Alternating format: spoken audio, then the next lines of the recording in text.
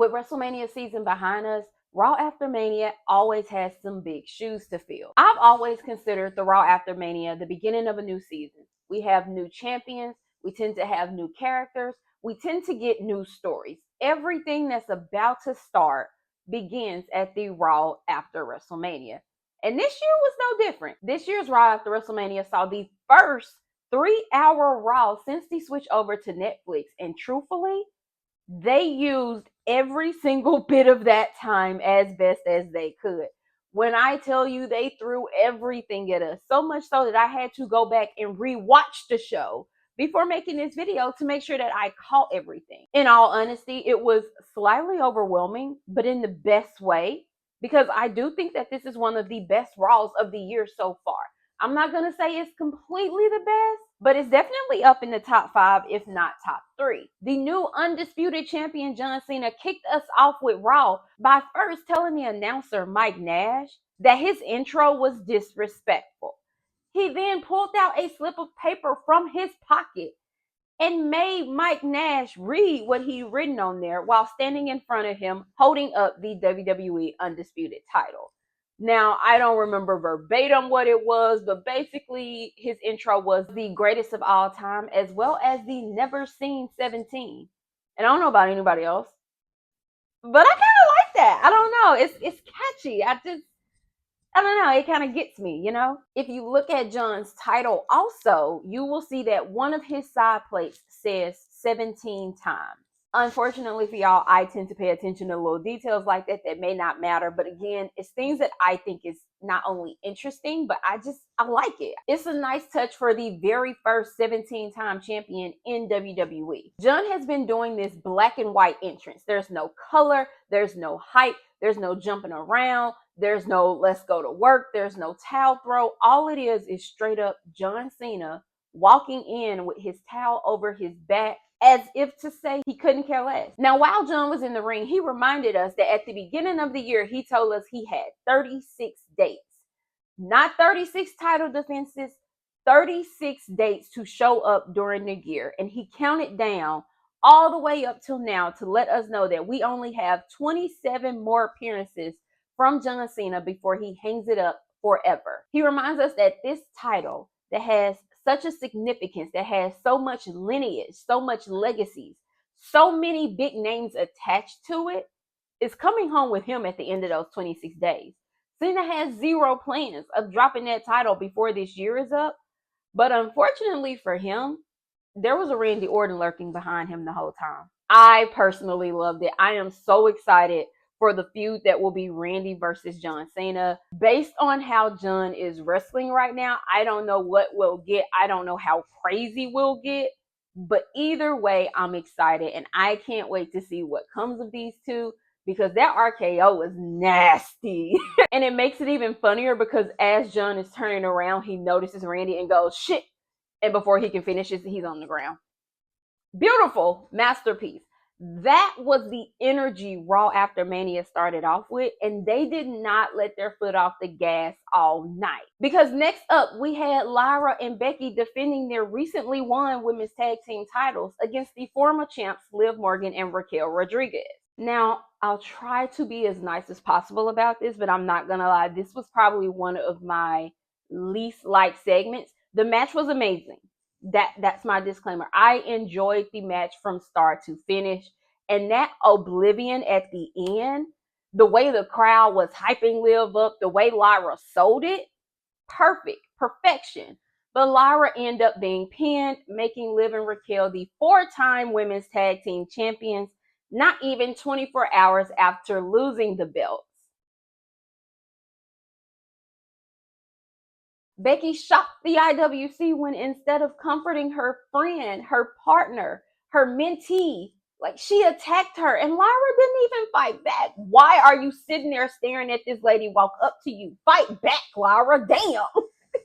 Like, no, that frustrated me because you're just sitting there in awe, in shock, and she is wearing Lyra's ass out. And I get it. She was in disbelief. She couldn't believe that someone she looked up to would do this to her. I do understand. However, I have a big problem with us taking the titles off of Liv and Raquel, an actual tag team, just for us to further the story of another title that we could have had defended at WrestleMania.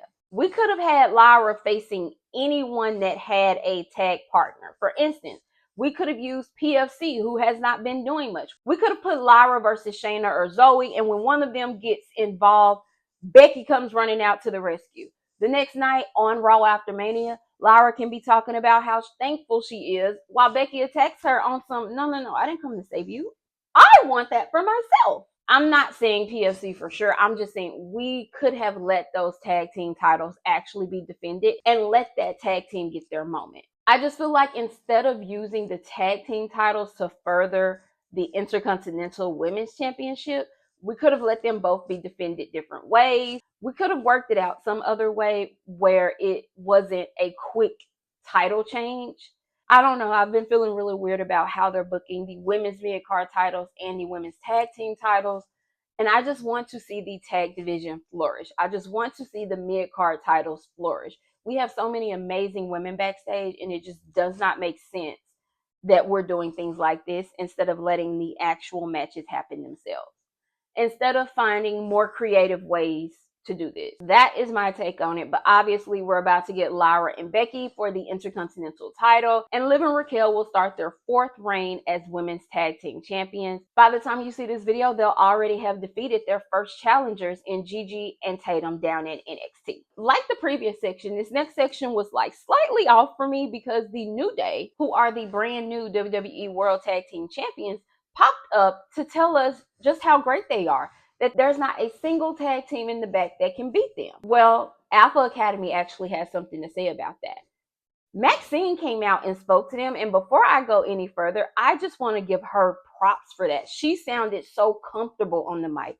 She sounded so confident. She delivered everything perfectly. It didn't sound like she was reading. She had the right tone. She had the right emotions. I really enjoyed her on the mic, and I'm hoping that since we did it this time, we'll be seeing that a lot more. However, Maxine reminded them that Otis and Tozawa actually beat them in a minute the last time the two pairs were in the ring. And if the New Day wanted to keep having this brag that they were doing, they could put the titles on the line and go up against Otis and Tozawa right now. After a few minutes of a back and forth, they agreed. The two teams are in the ring. The ref is there. We're about to get a tag team title match on the Raw After Mania, and the lights go dark. Everyone's confused. What's happening? What's happening? We hear music, but again, it's just dark. There's nothing happening, just music. And when everything pops back up, on the Titantron, we have Rusev. This is how we bring back Rusev. He comes out and absolutely destroys Alpha Academy while the New Day tuck tail and run. I don't get it. Now, I do understand that Otis is a monster size of a man, and so it makes sense for Rusev to come back and attack someone of that nature. But it was a tag team match, and he doesn't have a partner, and I didn't understand why we chose that method to bring him back. It just felt like we were fitting him in wherever we could find on the card. I don't know. I am very interested to see what they do with Rusev, though, now that he's back. My fear is that WWE is re-signing a lot of people that they did not have creative ideas for previously. So I'm really hoping that Rusev doesn't end back up in that same hole where they're not really using him. I would really like to see him flourish and show his true ability. I'm really interested to see what kind of new ideas both they and Rusev have for this character. So I will hold off on any further judgment until we get further in. And then I'll let you know how I feel about the re-signing. Works. I hate to use the term dream match, but the next segment gave us what I think was a dream match for people, because we got Women's World Champion Io Sky versus NXT Women's Champion Stephanie Vaquer. Now, for those of you who don't know, I've said it before and I'll say it again. I haven't watched NXT as much in the past. However, after this past Stand and Deliver and having banger after banger after banger, I don't think I cannot watch it anymore. Stephanie really has my heart. I'm loving her in-ring work. I'm loving her on the mic. I'm enjoying seeing her perform. And her and Io Sky were absolutely tearing the house down. Now, I was a bit worried because, one of them has to get pinned. And I don't want to see either of these two women get pinned. But these women were giving each other their best shots. I mean, tearing each other limb from limb. I was all hooked into this match. And right when you think we're probably about to get to a conclusion, Io Sky is attacked by Roxanne Perez, who just smirks at Stephanie. Stephanie's confused. What the hell is going on? Why are you even here? What are you doing? And she's hit from behind by Julia. What's happening here? This is chaos. It's just chaos. So now Roxanne and Julia are giving them that work. And who comes out for the save but Miss Rhea Bloody Ripley? I gotta admit, that stare down between Julia and Rhea spoke to my soul. And I am hoping that we get to see either Rhea run down to NXT for a little bit just to play with Julia. Like, I'm not saying stay down there just to pop up, or Julia come on up and over and visit. I don't necessarily need an invasion or people getting sent to one brand or another. I just would like us to have more fluidity with that. Like, why can't the NXT stars just pop up on Raw and have a match? Why not? Why can't the Raw or SmackDown brand superstars just go down to NXT and say, hey, let's square up? I don't see a problem.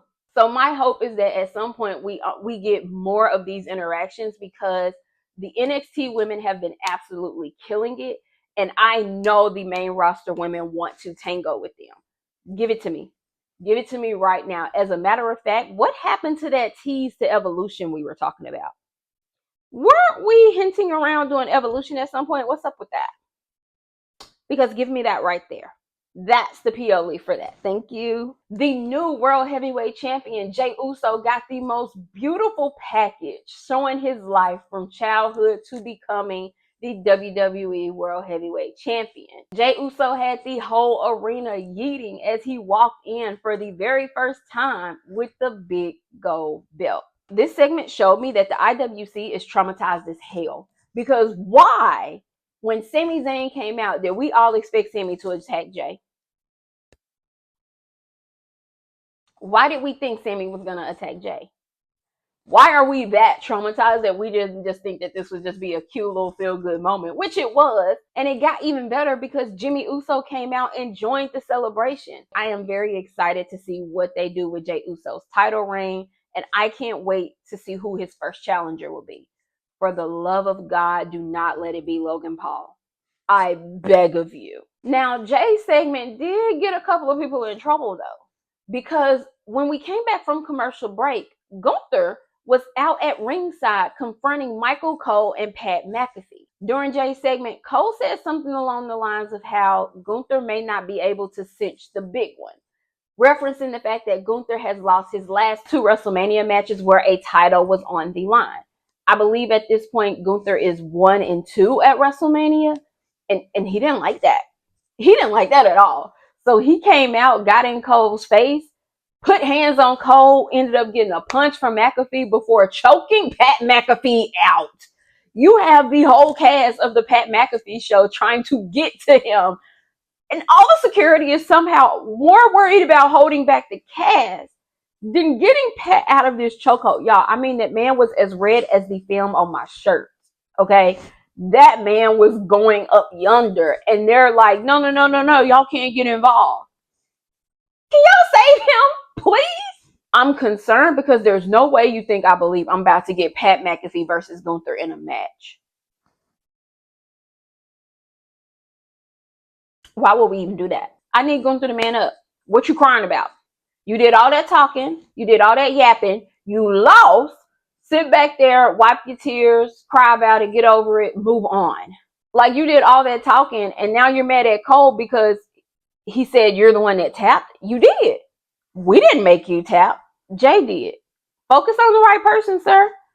Don't you dare touch Michael Cole ever again. Thank you. But I am also curious to see where Gunther goes next. What is Gunther's next move? Because we are entering an era of Gunther that we don't know of.